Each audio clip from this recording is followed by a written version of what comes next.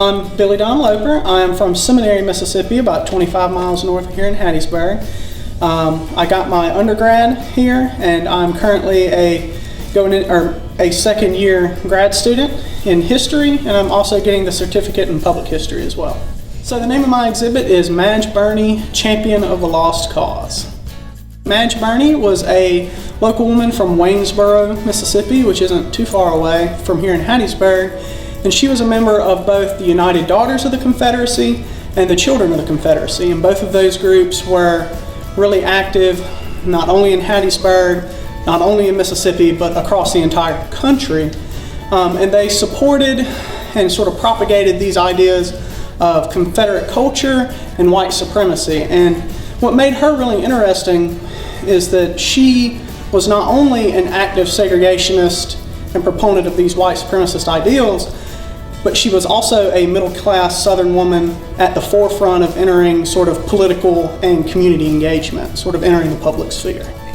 So I study not only the Civil War, but also Civil War memory, and sort of with the modern day climate, understanding the foundations of white identity has become really, really important to understanding how this sort of conservative, racist, reactionary culture grew, and Madge Burney is an excellent example of that because she kept everything. Not only did Burney really work to impart these Confederate white supremacist ideals on the adult population and children, she also made sure that her political activism went to that same end as well, to the point where she actively campaigned for gubernatorial candidate Hugh White, who was one of the state's most ardent and infamous segregationists, and an incredibly active member of pushback against the civil rights movement. And that's really representative of where her two separate spheres of life come together between her cultural activism and her political activism.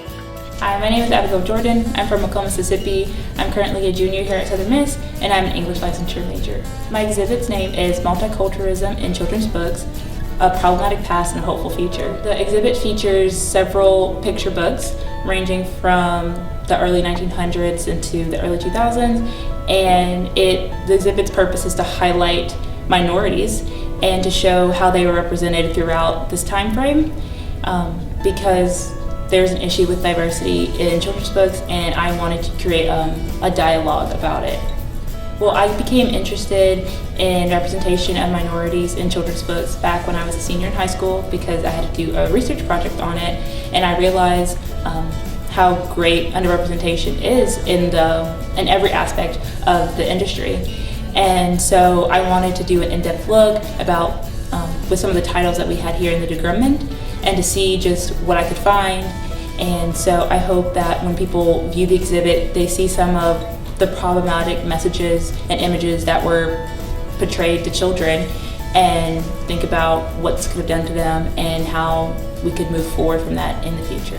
The title I have with me is called A Snowy Day, and it's by Ezra Jack Keats. And the reason I included it into my exhibit is because of how groundbreaking it was for its time. At that time, many books weren't being written about African American children, and if they were usually based on negative stereotypes. And so Keats was one of the first to really write a whole book about a young black child and have it do nothing with his race.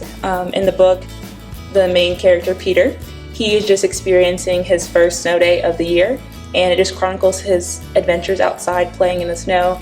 And I think it's very charming that Keats, at a time when this wasn't being done, chose to write about a young black boy just being a kid. My name is Jay Starnes Dees. I am from Gluckstadt, Mississippi. I'm a fifth-year senior, and my major is music history and marketing. My exhibit is entitled Luigi Zanninelli, Teacher, Collaborator, Composer. My exhibit is a overview of the highlights of the career of the composer emeritus, Luigi Zanninelli. He was a longtime faculty member here at USM, composer in residence starting in 1972, and was a faculty member here until 2007, and throughout was a great teacher, taught many courses, was a great composer, world-renowned, described as an American musical master, and a great collaborator among his faculty members as well. I was originally going to do just an overview of Mississippi composers in general, but once I got looking at all the different collections we had here at the archives, Luigi Zanninelli collection itself is just so large and vast that I figured we should just do an overview of his contributions to the university, and that'd be plenty enough to make a great exhibit out of. So while being a great composer and a great collaborator during his tenure here at USM, something that isn't often discussed as much is his contributions as a professor to his students. And his most famous class he taught here was the class in 20th Century Harmony. And for this class, he wrote his own textbook, of which I have selections here. He has a preface right here. And one of the interesting things about it is he sets it up in such a way where it's dialogues between him and his students in the classroom, but it's also used as a textbook.